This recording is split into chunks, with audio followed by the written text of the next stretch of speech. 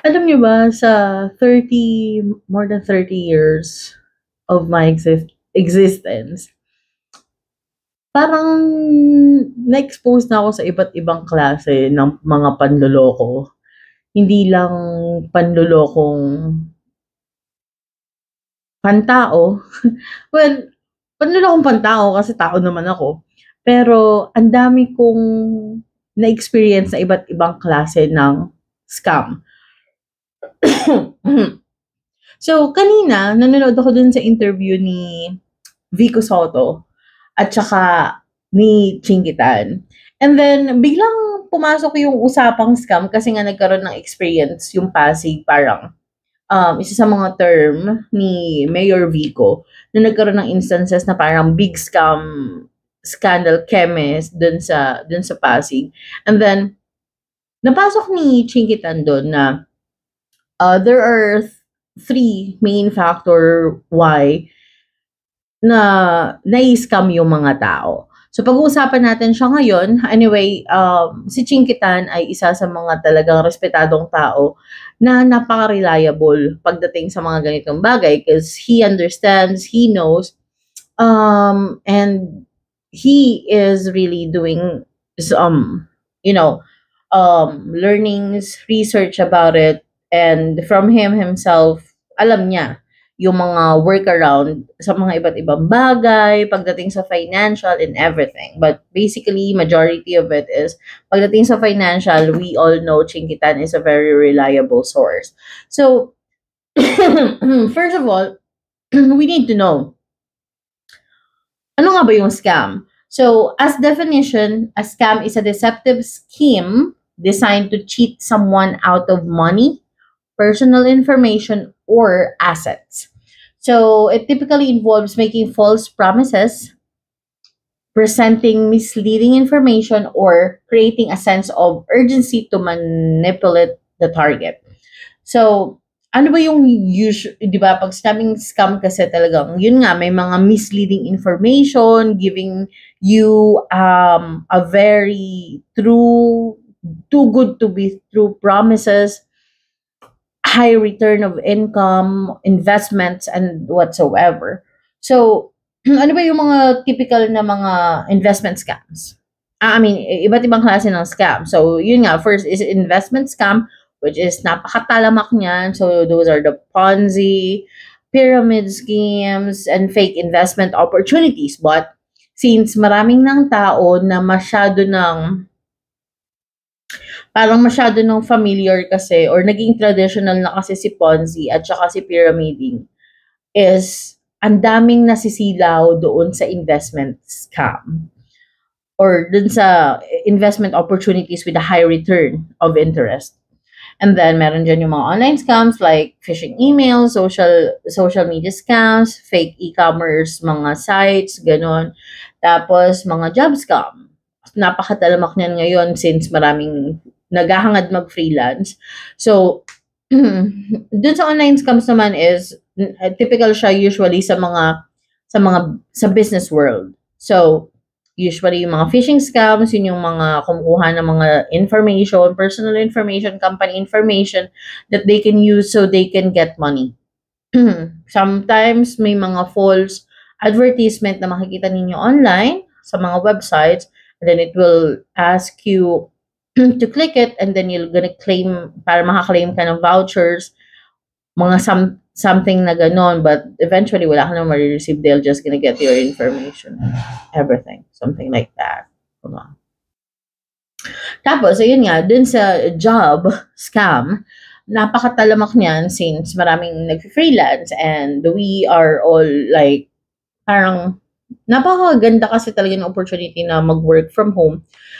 But basically, while you are on the pool looking for a good client or for you to land a job, meron diyang iba na nagtitake ng opportunity to use your skills or your time para ma-achieve nila yung mga projects nila. However, pagdating na ng time ng billing, hindi mo na sila mahagilap.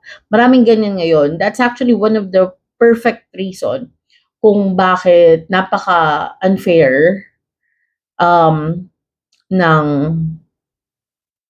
world ng freelancing compare dun sa mga talagang local employed. So I'm gonna insert a little bit about that since we are actually experiencing this.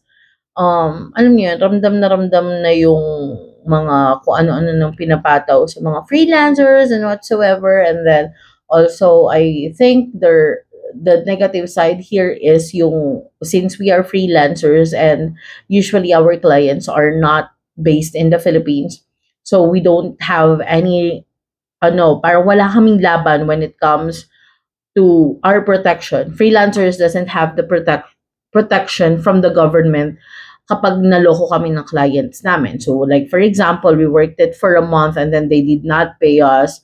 Hindi kami pwedeng makapagsumbong sa DOLE because it's not within the coverage of the Philippine Department of Labor and Kineme para maprotektahan kami, or they cannot do anything against that company or that employer kasi it's not within the country.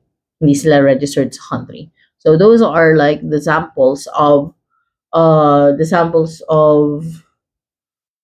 scams na i-experience ng mga freelance or yung mga gusto talaga mag-freelance. Also, part na rin dyan, yung iba nagpapanggap sila mga digital marketer na naghahanap pa ng tao to grow their business. And then unfortunately, they will ask these people na mag-invest or they have to pay first, parang subscription and whatsoever, and then they're gonna do the job, and then eventually, it turns out na it's a scam. So another one is romance scam. So napakatalamak na ito din. So sa mga dating app, usually siya nakukuha. I believe isa dun sa mga best example is yung nagpatulfo na foreigner na isang Filipina daw ay nang-scam sa kanya. So kung ano-ano yung mga hinihingi. So una, syempre, chichika-chikahin muna kayo ng mga yan. And then, hanggang sa mahulog na yung loob ninyo, they will build the trust sa inyo. And syempre, they will use different kinds of sweet words and everything na makakapag-fall ng feelings ninyo sa kanila. And then, they will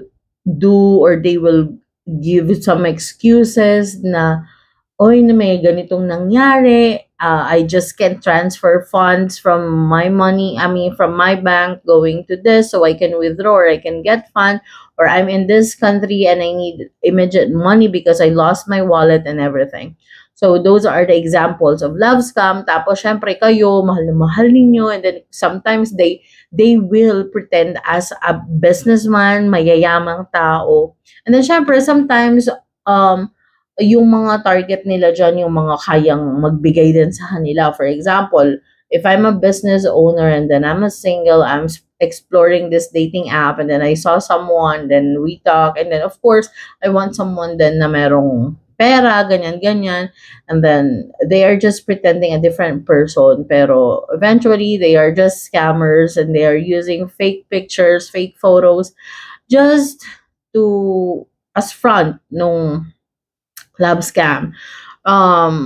Yeah, we call that love scam kasi usually, di ba, we tend to provide something kasi nga mahal mo, ganyan, papadalhan mo ng pera. This is very common naman sa mga foreigner, and then they will have this woman in the internet, like sexy siya, maganda, and then the voice, tawagan niya, the voice is ganyan. Or actually, kahit nga hindi nagtatago, they will really talk to you through video call. Tapos, doon na mag-i-start yung scamming, ganun. Kasi real naman sila. Marami akong napapanood na ganyan. For example, yung iba nga, nang-catfish lang din di ba?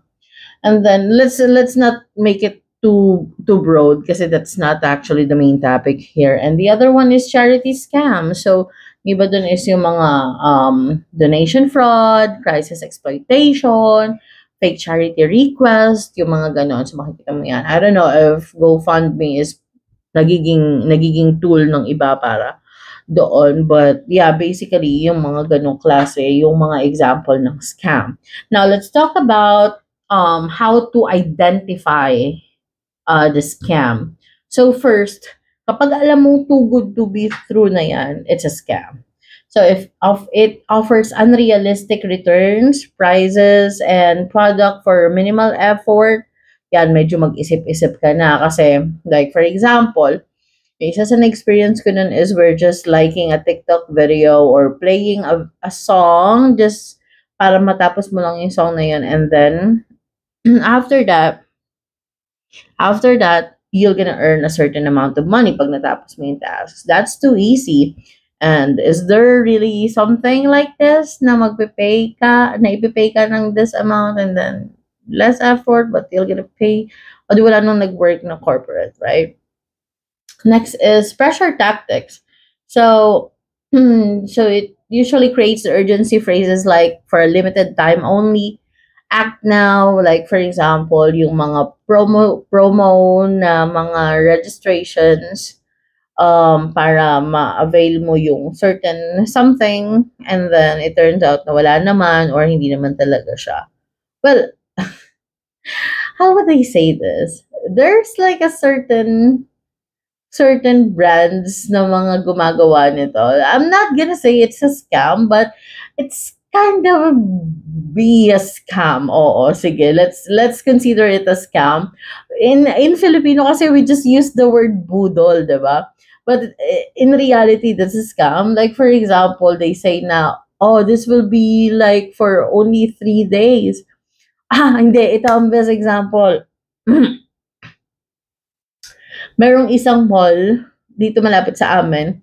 Tapos may mga may nag-o-offer diyan na na parang mga car wash boy and then they are offering this mga fluids na ginagamit sa sasakyan para mas madaling matanggal yung mga scratches, madaling linisan yung sasakyan. And then they always saying na, last day na po namin ganyan, ganyan, ganyan, ganyan, ganyan. So they think that you're not gonna come back to that mall tomorrow and then you'll see them tomorrow and they are still offering it for the last day. Diba? That's a usual marketing strategy. But yeah, we can call that budol, but eventually that's a scam.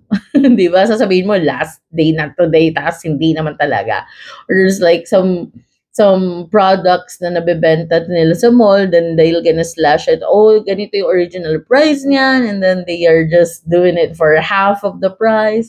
So eventually, that's part of it, but it's not that bad because it's a part of the marketing, but eventually they call that scam or something. So request for unsolicited contact. So expected calls, emails, and messages from unknown sources. So this is very common na ginagamit nila yung mga banks naman. They ang front face nila is bank, but eventually they are scammers. Nangyari na yan sa akin. If some of you are watching my videos, merong instance na natutulog ako, I woke up, then I just answered the phone, and then someone tell me that I have this opportunity to get this blah, blah, blah, blah. And then to get that, you have to give them your username. So if that sounds kind of sketchy na they are asking for more personal information, don't give anything. And then they opt to do it online and then magsasend ng OTP sa inyo, guys. Please lang, if someone sends you an OTP without you doing anything on your phone, medyo nakakatakot yun. And if someone called you about it, don't ever, ever, ever give anything about that OTP or any personal information. Is sobrang dali na ngayon sa mga talagang magagaling na scammer. Kapag trabaho na kasi nila yan, they know how to do it. Kahit ma-report pa sila, they have a turnaround, they have a different workaround to get back into that kind of business.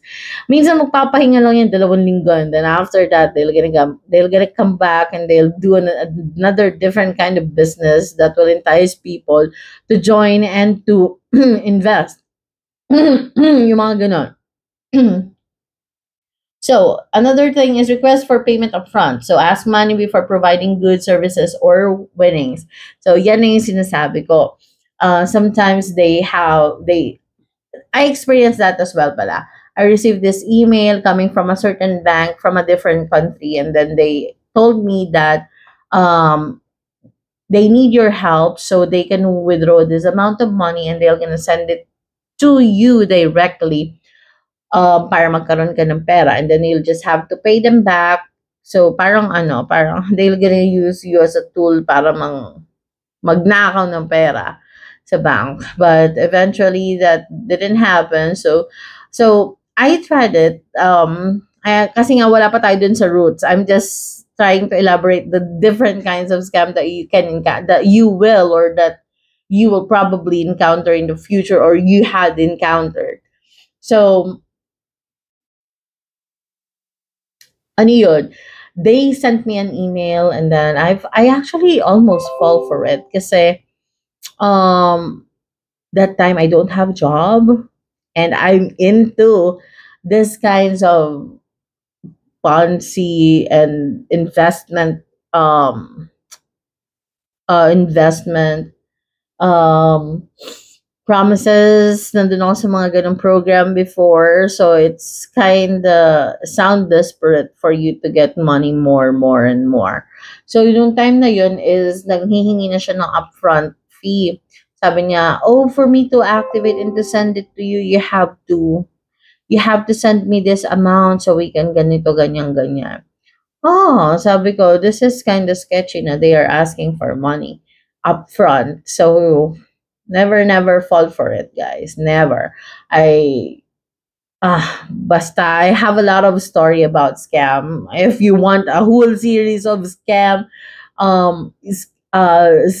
tutorials, I mean, how to avoid it or how to sense that it's a scam, just comment down below. I have a lot of those. I've been into different kinds of yeah. So next is no verifiable information, lacks legitimate contact information, websites, or verifiable records. So kapag nakita ninyo na if this, alam nyo, nung mga time na yun, nauso pa yun yung mga admins, mga customer supports, then they're gonna use like different kinds of pictures. Minsan sobrang gwapo pa nung gagamitin nilang picture. Sinasabi ko sa inyo, don't fall for it.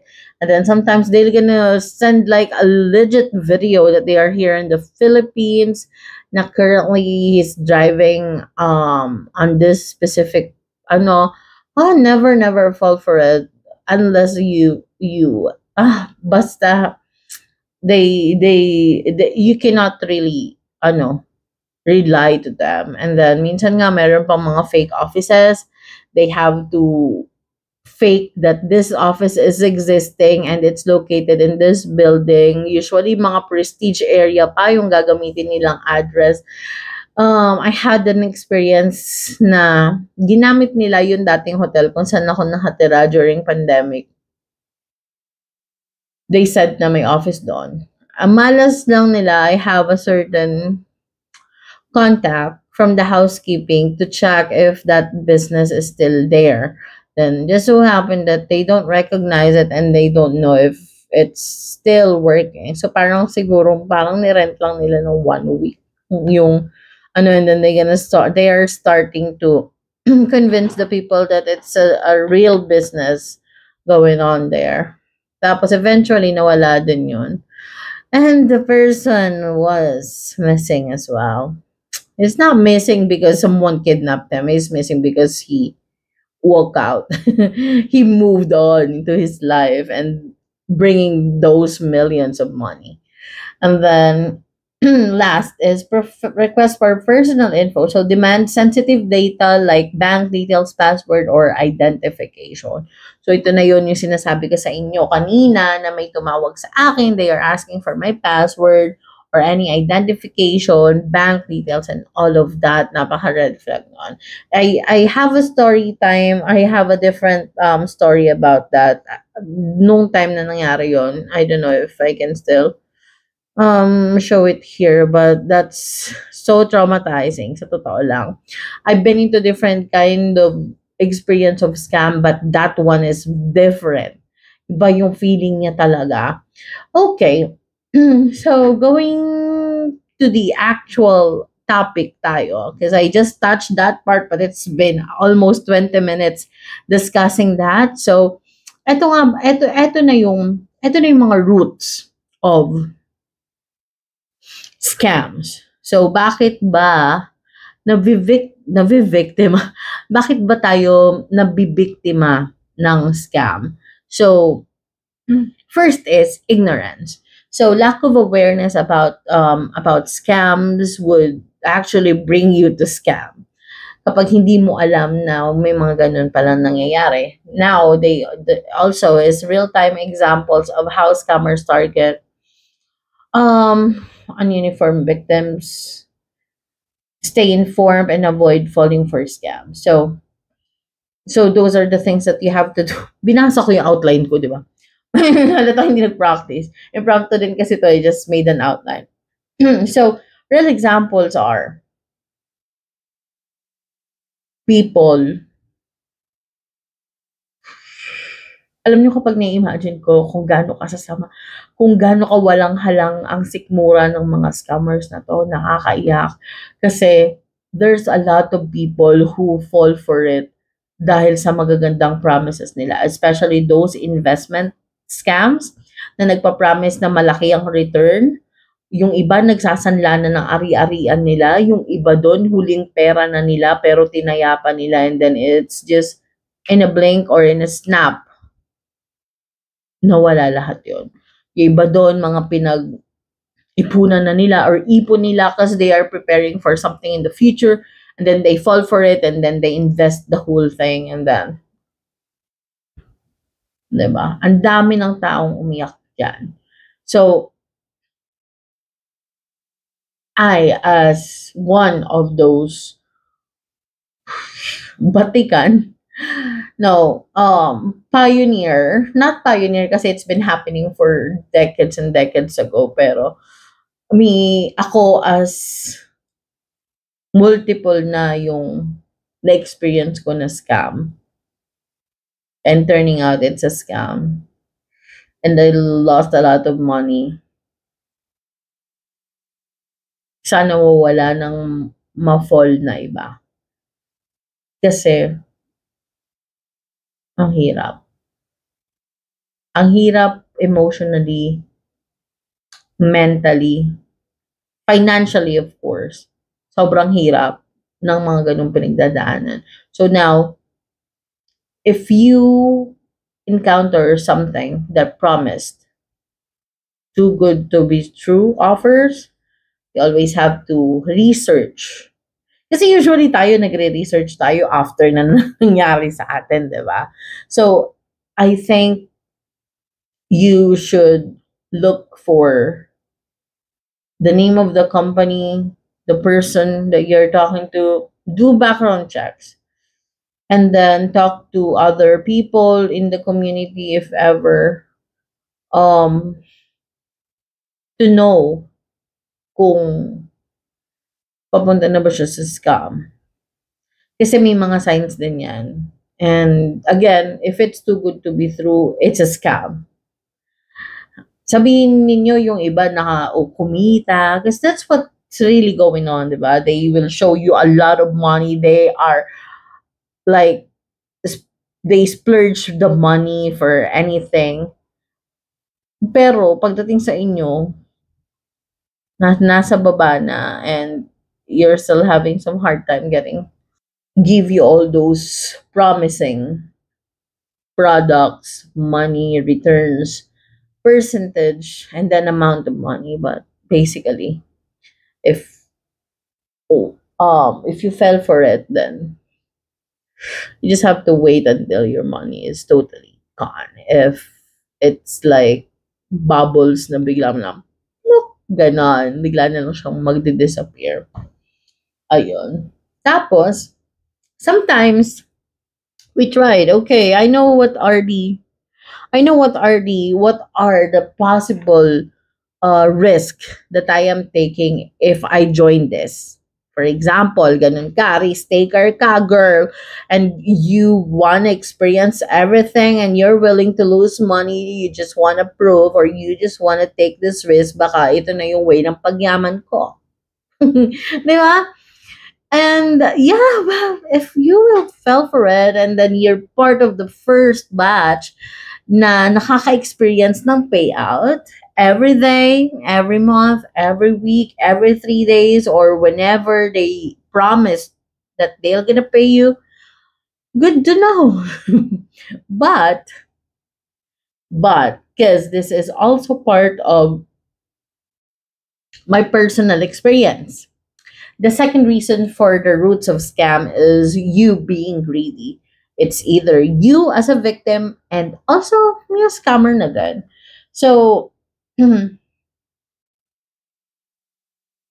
story time.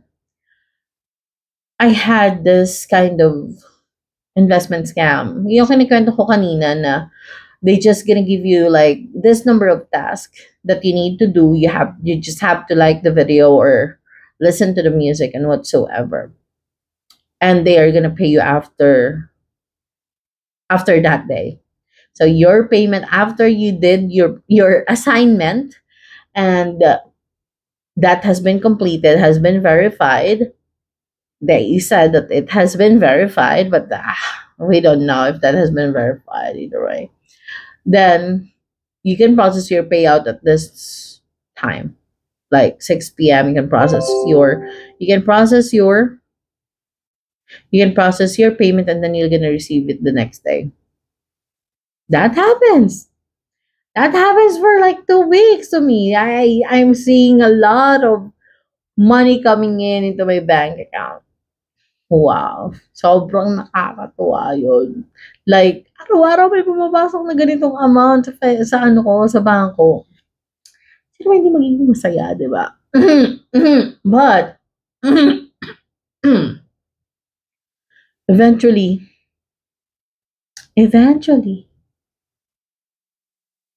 that will slow down.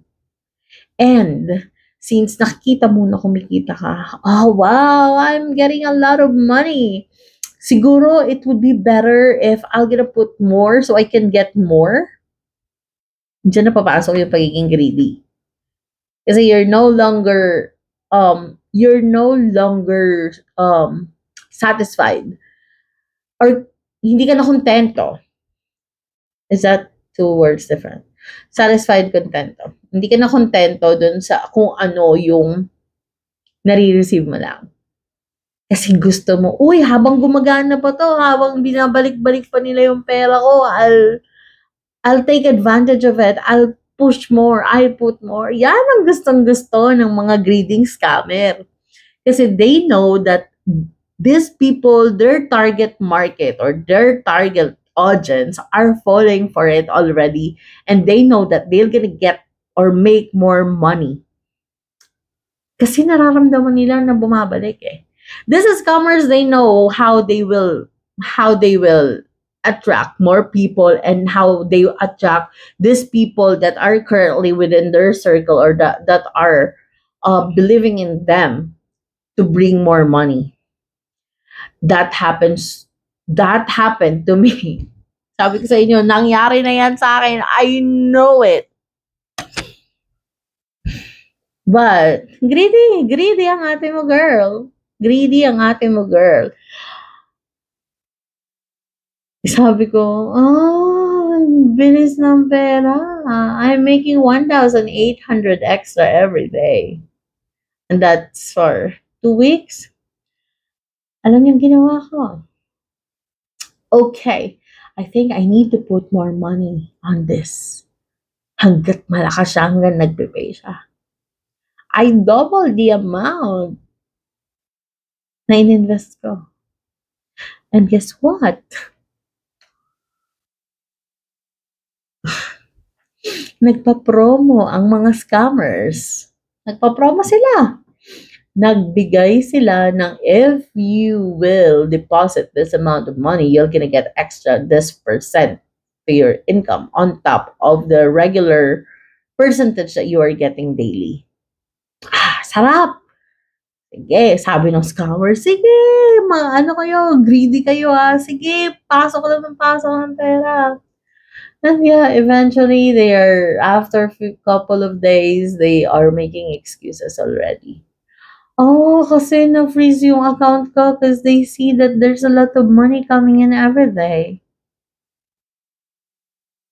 Natag sila as like money laundering and whatsoever, something. Galing, no? And then we tried to wait. We still trust them. Believe it or not. Naniwala pa rin kami na babalik sila at magpapa-payout pa rin sila. But you know what happened? They never came back. Until unti-unti nang nawawala yung mga admin. And unti-unti na rin kami nawawala ng pera. Nawawala na rin kami ng pag-asa. Sakit, no? Kasi yung iba doon talagang sinagad-sagad nila kung anong meron sila. They fall for it. Kasi meron pa yan na kapag if you invite to, then you're gonna get additional percentage of this return money na ibabalik sa'yo. So sad. So, nandun kasi yung nandun kasi yung quote and quote no di ba? Parang get rich quick Saka gusto. Then, minsan mai-imagine mo na yan. Ay, no. This is a real story talaga. May imagine mo na yun, after 10 days, ganito na yung pera ko. Kapag ganito kalaki yung perang ininvest ko, I don't need this job anymore. I will resign and I will just start a business and live my life to the fullest. Enjoy everything in the world. Parang ganon, diba? Can you hear yourself? My God. Yun na yung mga time na parang, kumbaga sa mga scammers, si Satanas, di ba? Sabi niya, yeah, sige, go ahead, gawin mo yan, yan ang gusto ko. Ganyan na yung mga nakikita. Na-imagine nyo na kung ano yung gusto ng mga scammers, di ba? They are really like that. Ngayon, if you're gonna ask me, wala na akong masyadong balita about that because my friends, yung mga friends ko na na-scam before, we don't talk anymore because we back into the the traditional way of earning money. They are all working now. We are all working now. So we don't risk amount of money anymore for those kind of BS because basically they are really BS.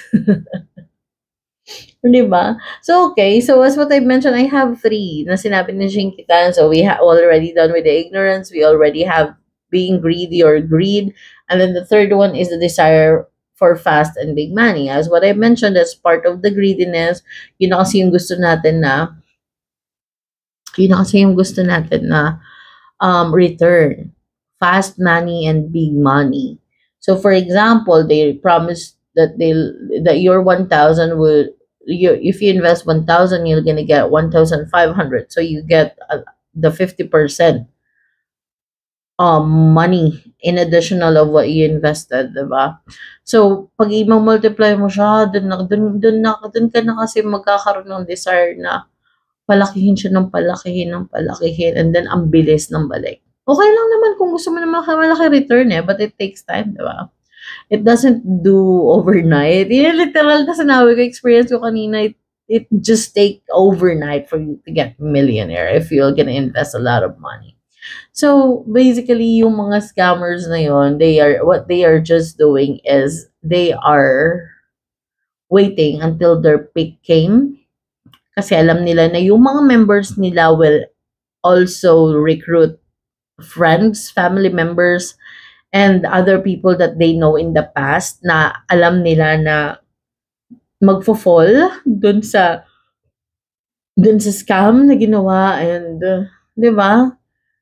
Nanghatak ka pa ng mga kasama mo, iiyak talaga. Gumawa kayo ng group chat nyo, tapos puro hu yun laman. Di ba?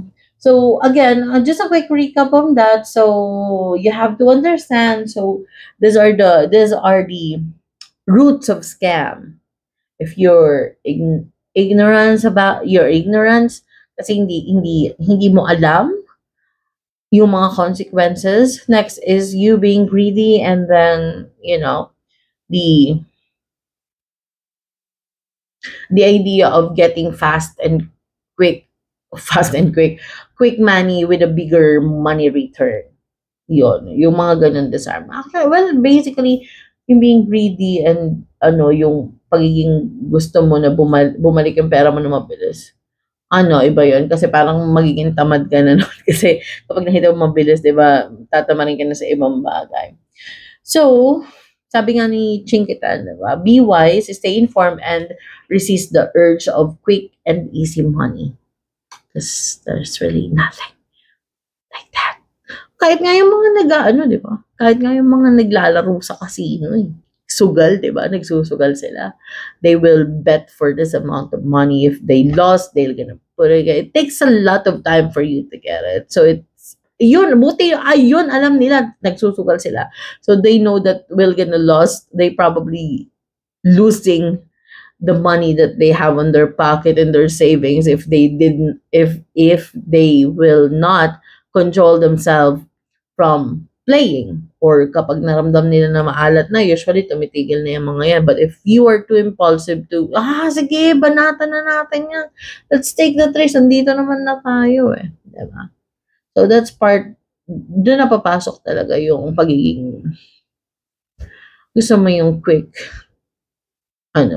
money. Ganun. And then, always protect yourself by staying aware and think critically. You always have to think twice. If you want to, I think twice pala yun. Think twice pala, hindi pala blink twice.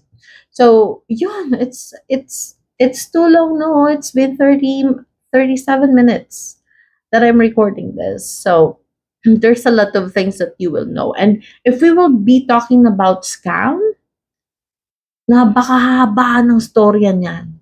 And napakadami nilang diskarte para makapanloko ng tao. I just can't imagine that I have all this idea running into my mind right now, and a lot of experiences that I want to share to you kasi I've been into different kinds of this. I don't want to say the amount of money because that would disappoint you all. Sasabihin niyo, tanga-tanga mo kasi, masyado kang, tanga-tanga mo kasi, masyado kang matakaw, walang mabilis na pera. This is exactly what Chinkitan is saying. Ignorance, greed, and I forgot the exact word. Desire for fast and big money. That's exactly it. So, if you like this kind of content, and if you want more, and if you want to make more chika about it, comment down below. We will do a lot of story time. We will answer questions. We will also probably do it in a long form of video kung gusto ninyo. I know I took a lot of your time now watching this, but probably if we will talk more about it, if we're gonna deep dive on, did I deep dive? I think so. Kinda, siguro mid dive, hindi deep dive, but we did mid dive of it. There's a lot of kinds of scams. Alam niyo, ganda pala nitong topic na to, no? Kasi it's really relatable kasi nandun ako sa mga sitwasyon na yun nung mga panahong halos masaid ang bank account ko at gusto kong umiyak kasi lahat yung pinagpuyatan ko. Sabi niya ng kapatid ko noon, sabi niya, imagine mo, you're not sleeping just to earn those money. And they just flew na ganun kabilis lang.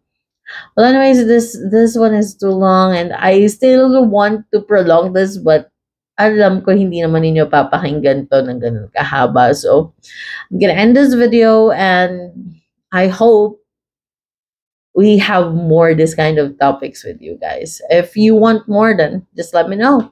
Put it in the comment section. Bye-bye. Thank you so much for watching, guys. See you on the next video again. Love you.